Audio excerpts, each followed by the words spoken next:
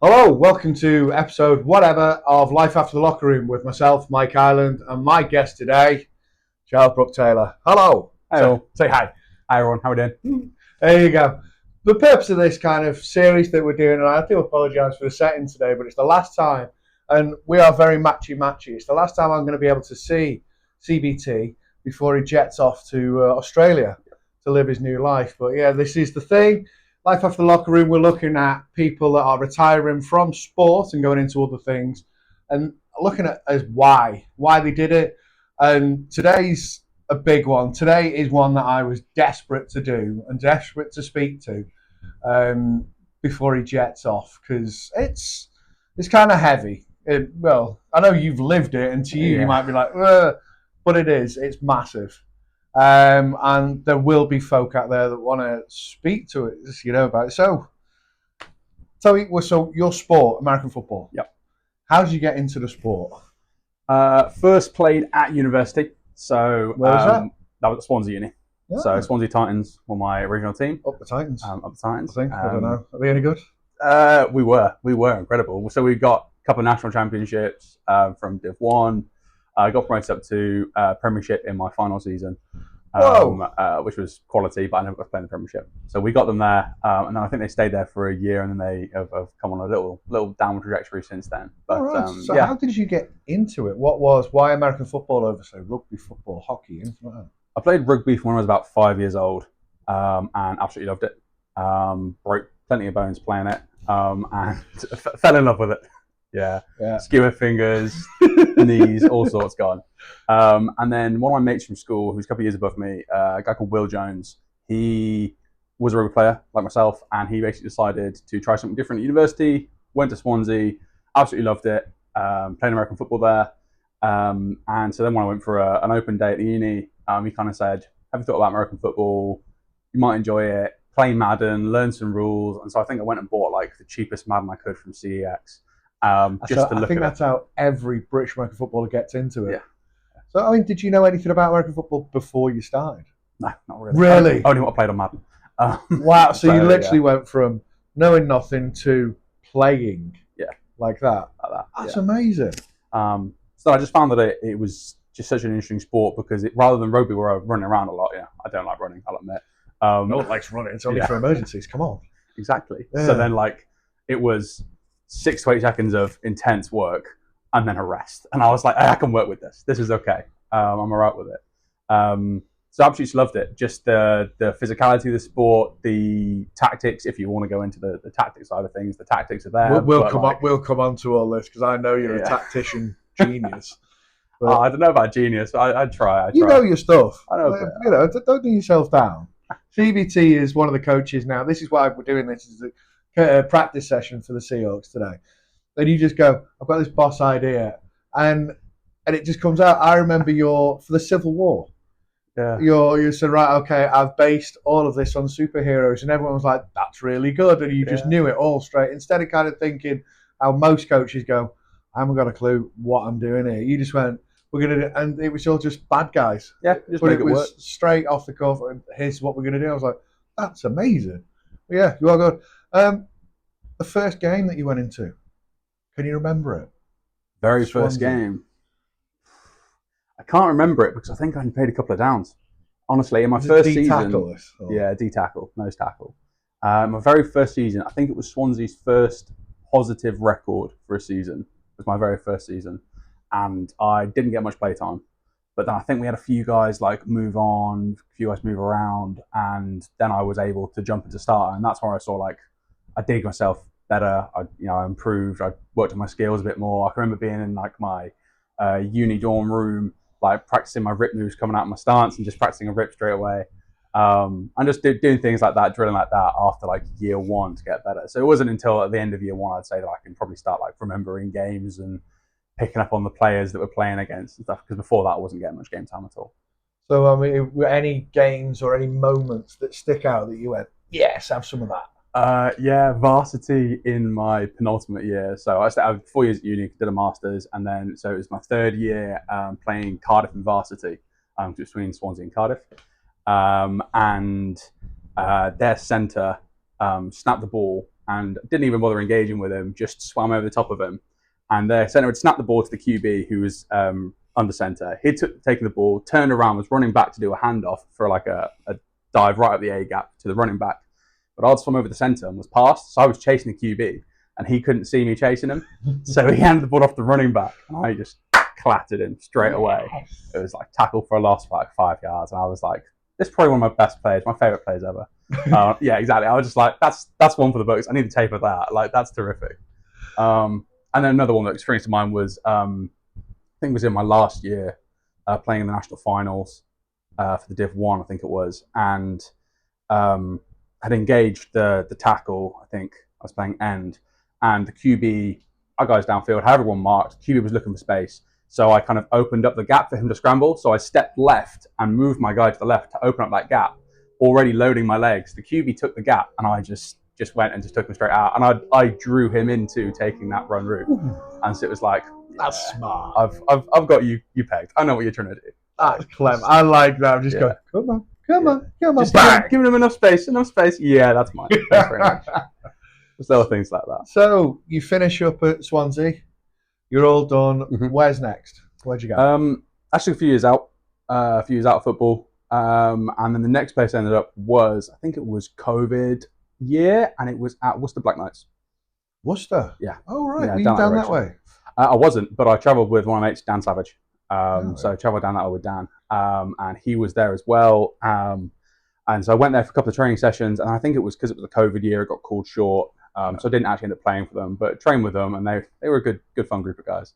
But didn't last long. Didn't last long, unfortunately. Shame. No. How come? Or do you not know? Was it? Don't know the details. I was only there with them or over that direction just for the 1 year, and then I moved to Leicester. To Leicester. That little gap between finishing uni and, I mean, there's two questions off the back of it. Did you miss it? Yeah, I think I did. I kind of, in that time, I kind of lost track of myself, what I enjoyed. So I was off the gym, I was off exercise, I wasn't taking care of myself, and I wasn't playing football or doing anything active in that time. And so then when I found it again, it was kind of like, it switched something in the brain. It was like, oh yeah, I enjoy doing this. I want to do more of this. So I then stuck with it for the following years. Yeah, and the other question I was thinking was university football versus domestic football. I know you were only at Black Knights for a year instead of 4 at Swansea. How did that sort of feel for you, and as a difference? Was there a difference? Interesting question. I feel like, and I'm going to have to draw a little bit from my experiences with Leicester, because as I said, I was only Black Knights for a little bit, but it is a difference because everyone is bigger and stronger for the domestic adult ball rather than university. I think uni ball runs faster. There's almost less, I want to say less tactical knowledge. There's less that side of things. It's more, you're there for a few years, so it's almost like a churn to get players through. Yeah. You want to get them trained up as quickly as possible in the basic skills, the basic knowledge they need to play a game, and then they play the sport. And they do that for a few years, and if they love it, then they'll go to adult league, and that's when you see the players really developing and coming on.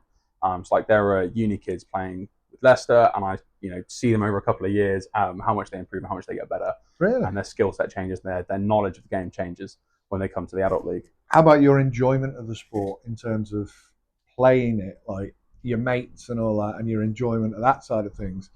Is that different in uni compared to like senior leagues? Definitely is. I think there's more enjoyment of it in uni, I've got to say, because I think you're in your uni bubble. Yeah. You're surrounded by your mates. You're seeing them every day. You've got training or gym with them every day or every couple of days, and you're able to see them more. Whereas in the adult league, you've got some people who live Nottingham or Derby, others who live Coventry or Cambridge or anywhere, and they travel for the games or travel for training. And so you can't do like Wednesday night socials or Saturday night socials and things like that. So there is more of that enjoyment of the team and the game playing together with those people that you build the connections with at uni. Yeah, that's the thing, is I coached at uni, I did Bangor and I did Chester Uni. Oh, yeah. And it was cute, but like you say, it's their bubble, it's their thing. And they would literally wait till the end of kind of lectures or anything like that. And then who are you going to see? Your mates, American football mates. Yeah. And so I turn up to a couple of the Wednesday night sessions, like at Bangor especially. And they just knew all about. They were the crew going out. Yeah. Of course, Dad had to turn up and show them how to party and all that, and get absolutely smashed and shit. But it was so cute because they stuck together. No one was left behind. It was really, I kind of, the formation, the Seahawks of a fashion of you're all kind of one cute little family. So that's why I ask. It's really nice. But so Worcester Black Knights to Leicester. Were they with the Falcons or? Yep, when they were the Falcons. So how did that go? That was 2021, I guess. Yeah, it would have been about there.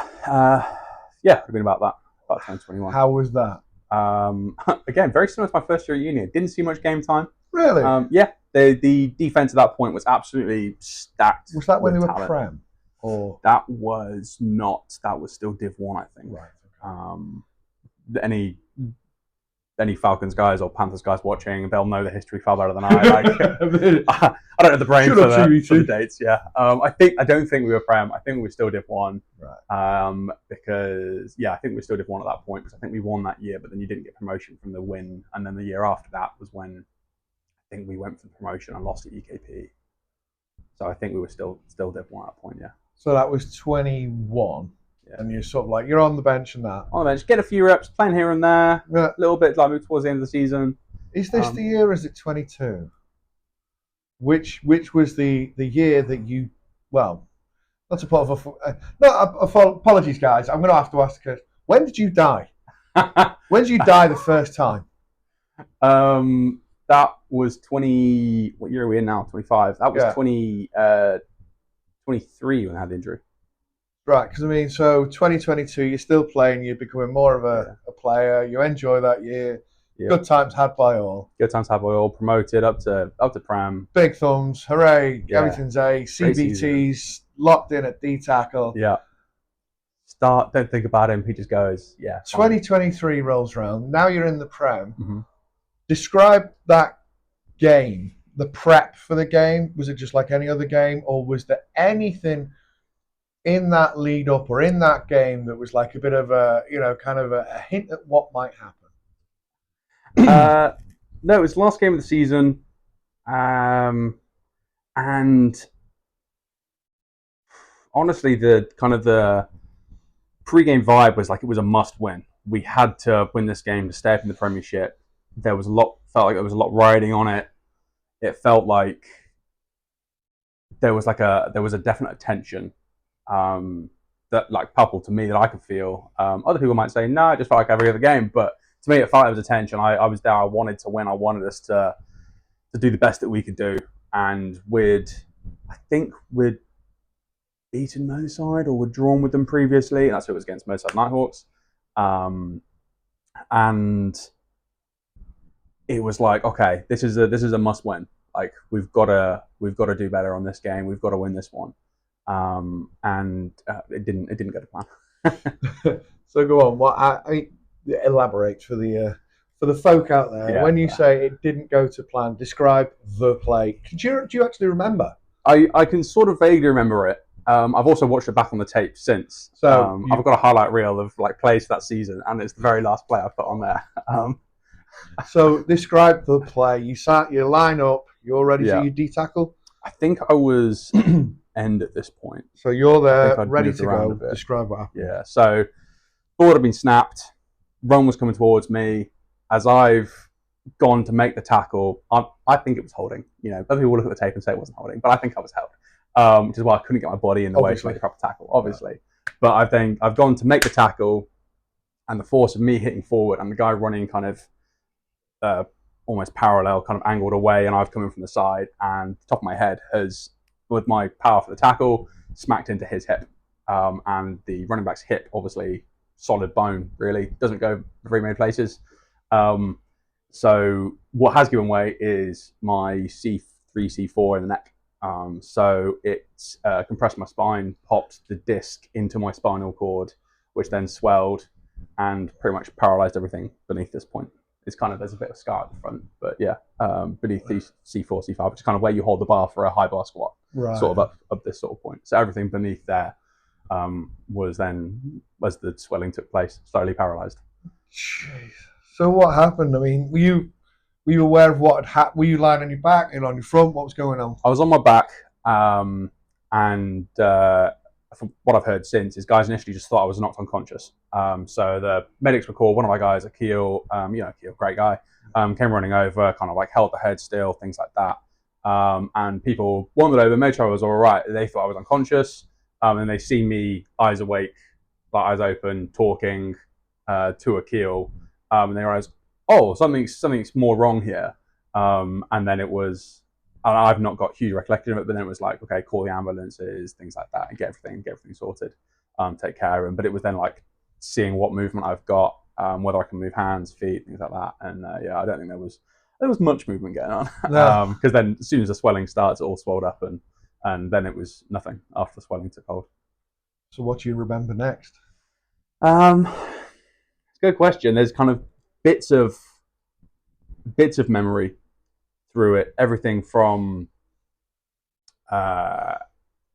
being lying in hospital the next day with Dean, so the GM of the Panthers now. He came to see me the next day. What a guy. He came to see me the next day just to make sure everything was like okay, and he sat with me in hospital for a bit just for some company.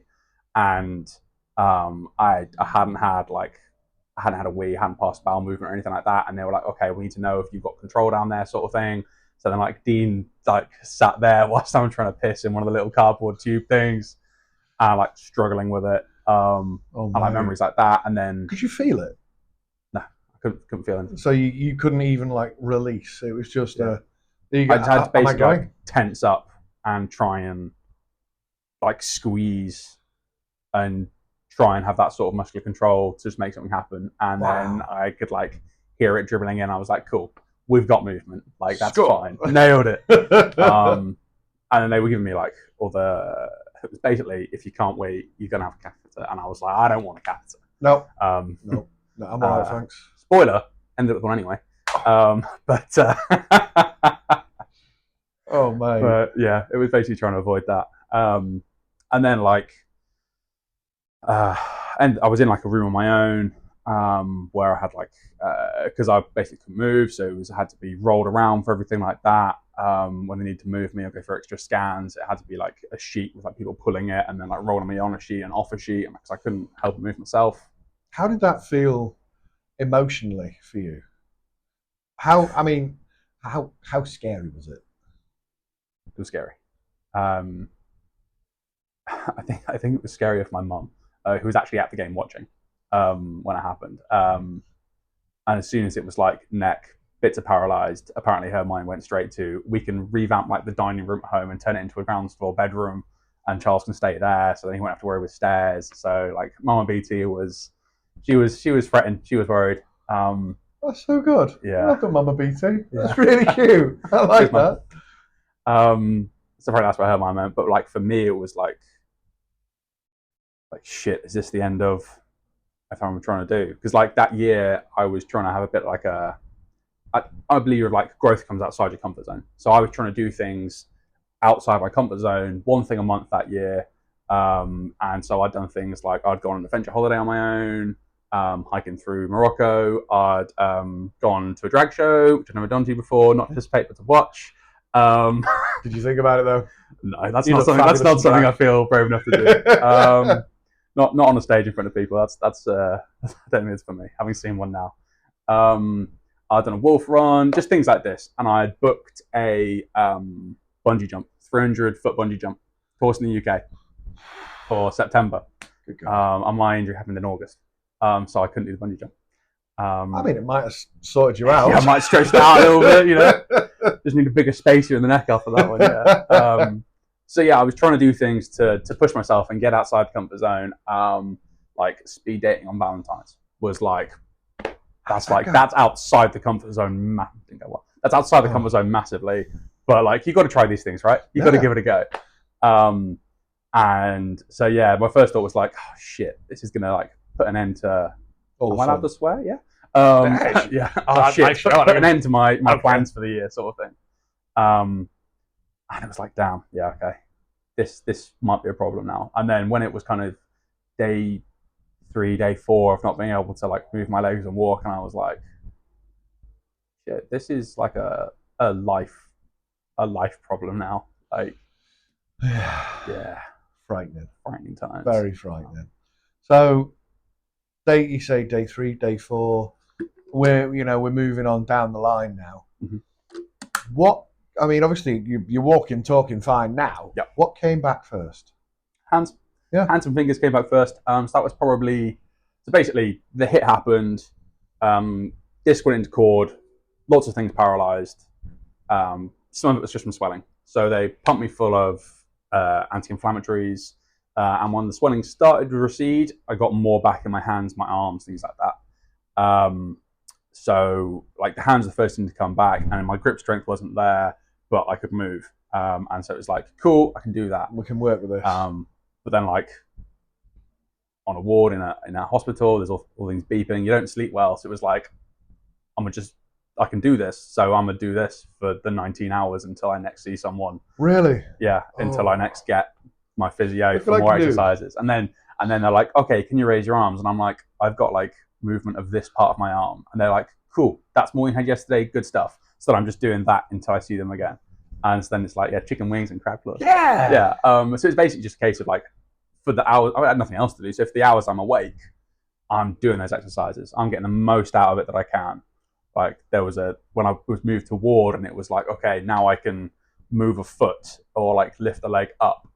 Now I'm just gonna be doing that until I next see the physio, and then it's right the next thing. But it was just that like slow march forward of like getting bits back. But you kept going. You could have just gone, yeah, I've got it, I'm fine. Yeah. But you kept going and going and going and going, moving all this of it, and then the legs come back. Partly. So I could.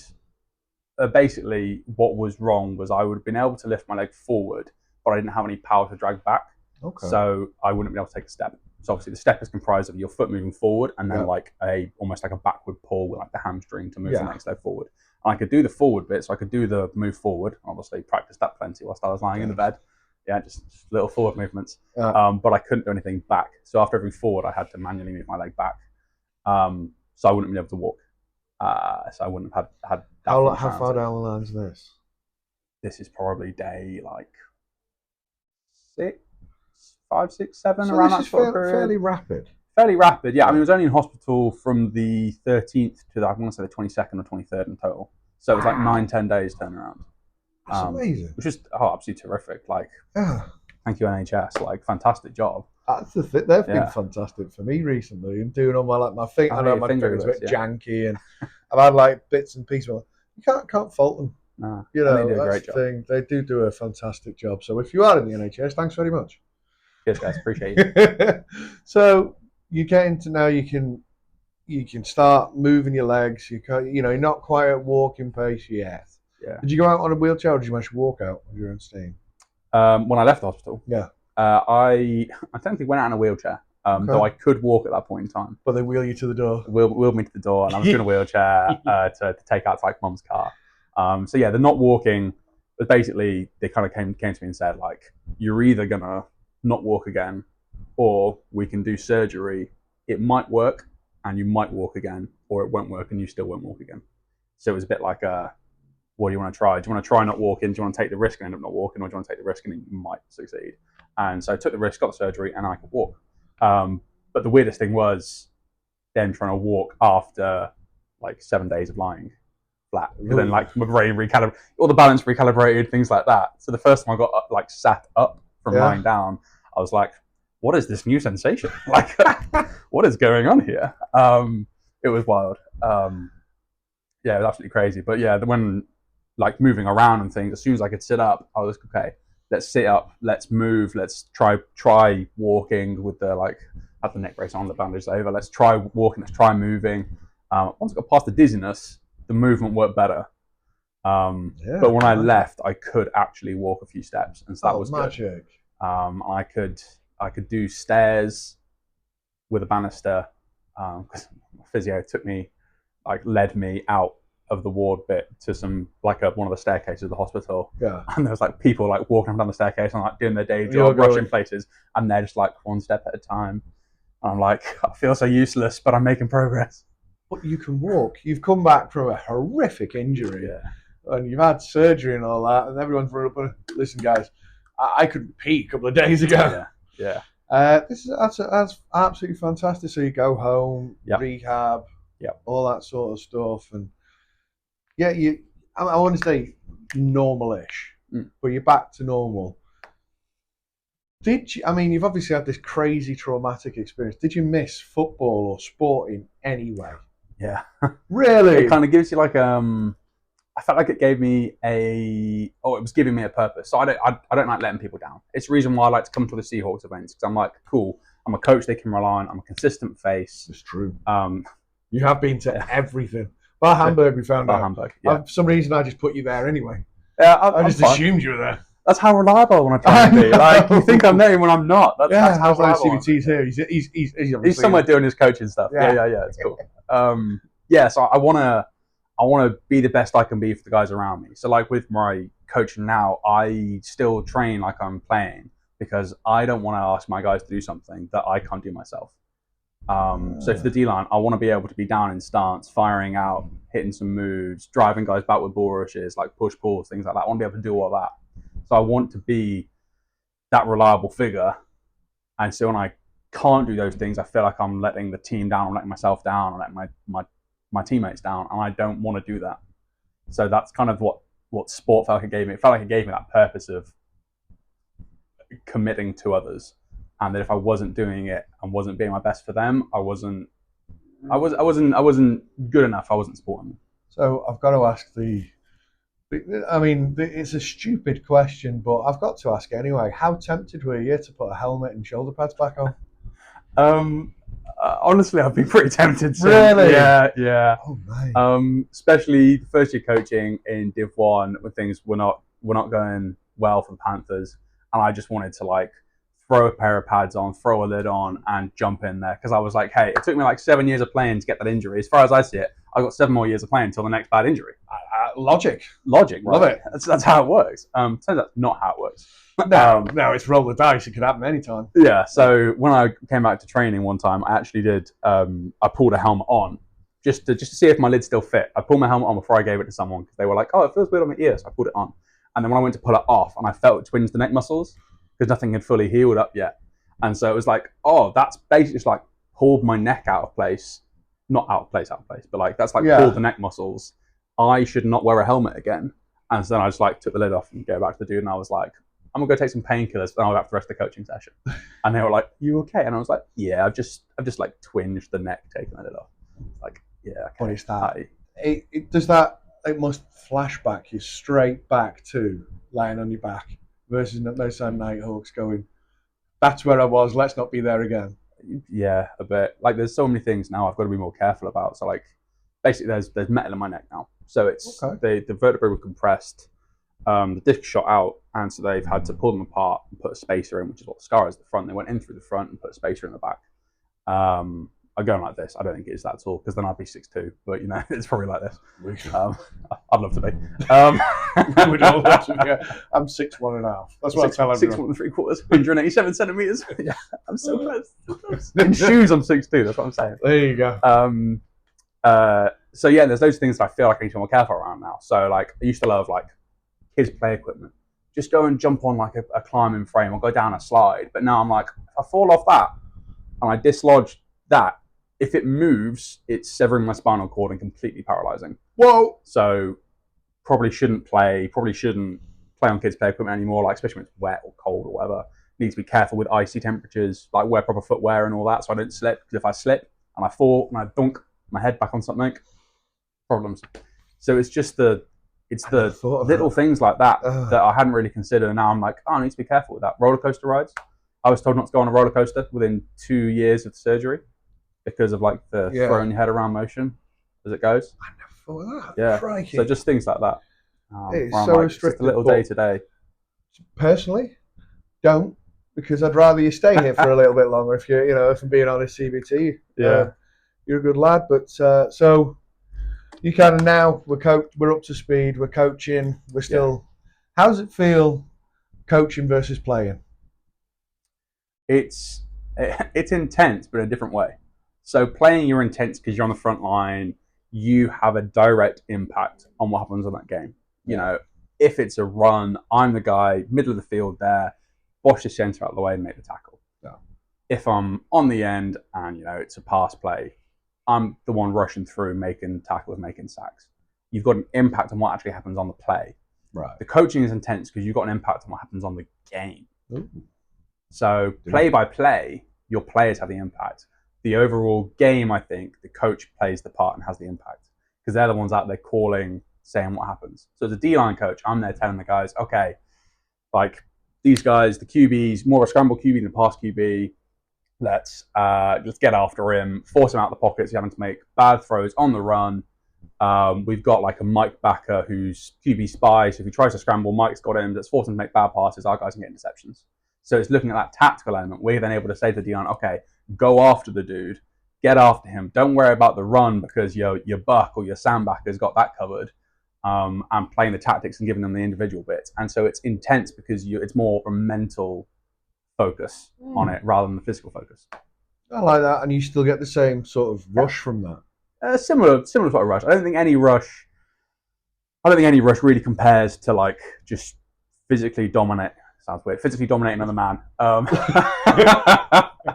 It's all right. It's an adult show. I don't think anyone under the age of 18 is going to look at life after the locker room. They're like, I'll live forever.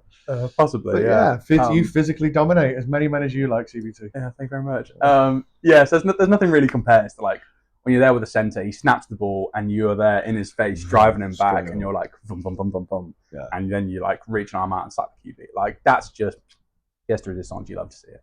But being a coach, you don't get that level of joy out of it. But when you call something as a DC and it works beautifully, perfect example, Civil War, called a fantastic blitz for Stu. And boy, Stu, what a player. He timed it spectacularly. Snap happened, milliseconds later, Stu was across the line, beautiful tackle for a loss. And it was like, that is perfection. And you're like, that's just, I did that. Yeah, that's just play calling and a terrific player working beautifully in unison.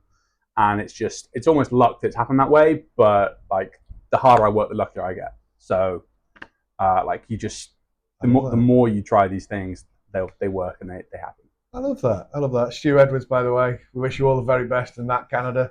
Yeah. He's still ripping it up. Is it the fighter jets he's playing for? Yeah, Cold Lake Fighter Jets. Yeah. Still doing things. But I think it was his first game, like second play, he got a pick. Yeah. Like he just incredible. Monster. But yeah, again, you called it. He did it. Yeah. Big thumbs all around.